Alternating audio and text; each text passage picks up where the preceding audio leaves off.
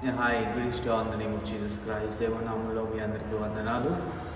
మరొక రోజు యేసుక్రీస్తు ప్రభువారు త్వరగా రాని ఉన్నారు అనేది మీ అందరికీ తెలియచేయాలని మీ ముందుకు వచ్చాను. ఆయన రాకడ, రెండవ రాకడ ఎంతో సమీపంగా ఉన్నది. ఆయన మేఘాల మీద రాజులకు రాజుగా, ప్రభులకు ప్రభుగా ఆయన రాబోతున్నాడు.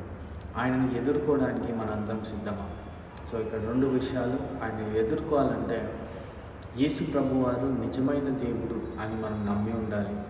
మొట్టమొదట ఆ నమ్మకం ఎలా కలుగుతుంది? నిజమైన దేవుడు ఎవరు అనేది మనం ఎలా తెలుసుకుంటాం? ఇది మన జీవితంలో జరగాల్సిన ఒక ప్రాముఖ్యమైన ఘట్టం. నిజమైన దేవుడిని తెలుసుకోవాలి. నిజమైన దేవుడు యేసుక్రీస్తు ప్రభు అని నేను తెలుసుకున్నాను.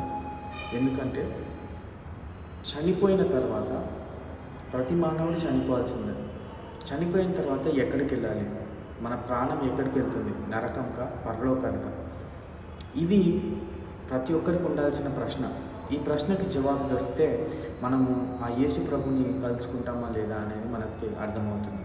నాకు మాత్రం ఆ నిశ్చయత ఉంది. నేను పరలోకానికి వెళ్తున్నాను, ఆయన నా సొంత రక్షకుడు అని నేను అంగీకరించాను. ఆయనే నిజమైన దేవుడు అని నేను పర్సనల్గా అనుభవించి తెలుసుకున్నాను.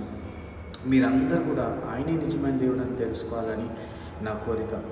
ఆ రాకడలో ఆయన వచ్చినప్పుడు మనందరం కూడా ఆ ఎత్తబడే గుంపులో ఉండాలనేది నా కోరిక.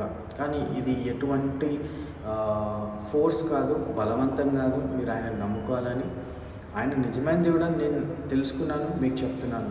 నమ్ముకోవడం నమ్ముకోకపోవడం అది మీ ఇష్టం. ఇంకోటి, ఎవరిని క్రైస్తత్వంలోకి మత మార్పిడి చేయడం కాదు ఇది.